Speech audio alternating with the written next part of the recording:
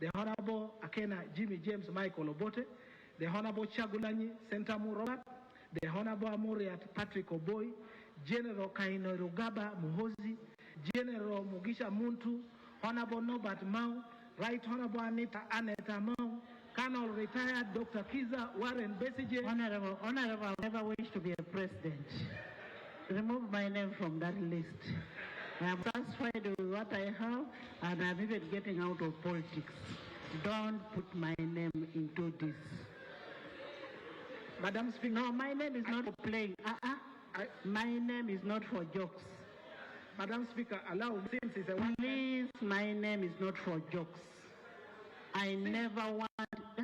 Yes, Honorable, it is my name. Madam, please remove it. Yes, this is a one-member's report signed by me, and I can amend it. I want to withdraw. That's what the point I want to make. Withdraw. I'm not a part of that. That although I had said that the names were in the public domain, public domain. I beg to withdraw. I have my own right. I beg to withdraw and delete and amend this report by deleting the name Right Honorable Anita Among Annette from this report.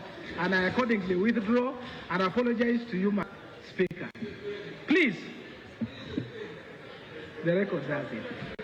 Please, I invite this House to carefully reflect on each one of them, their soberness, fidelity to the law, ideologies, actions, sentiments, service records, and imagine what each one of them is capable of using such provisions in the bill. The finding.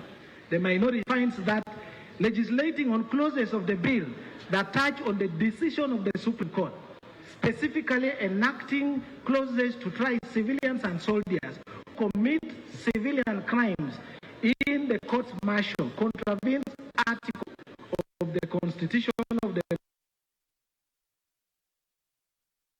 and amend this report by deleting the name Right Honorable Annette from this report, and I accordingly withdraw.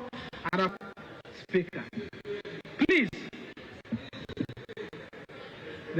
please, I invite this House to carefully reflect on each one of them, their soberness, fidelity to the law, ideologies, actions, sentiments, service record. Imagine what each one of them is capable of using such provisions. The finding.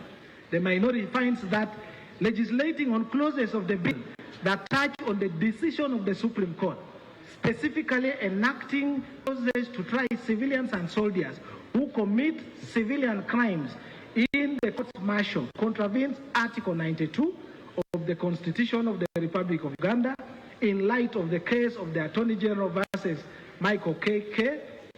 Constitutional Appeal number 2 of 2021. The next is dissent is understanding of the judgment of the Supreme Court in that case. Right Honorable Speaker, during the consideration of the bill in the committee, an issue arose as to whether there was a lead judgment to inform the consideration of the bill, or all judgments of the quorum mattered. The learned Attorney General informed the committee that the judgment of Honorable the Chief Justice, as is the lead judgment, whose final orders and recommendations guided the drafting of the bill. Whereas the minority considered the other judgments as equally important, in as far as several rulings therein, the minority, for purpose of harmony, agreed with the Attorney General to restrict discussions around the lead judgment of Honorable the Chief Justice, Alphonse C. Owindolo, who 6 specific issues that the Supreme Court was required to resolve, and the issues are as follows. The first was whether the court-martial are courts established under the Constitution or are mere tribunals. 2, whether the court-martial can be or are independent and impartial within the meaning of Article 28 of the Constitution. Whether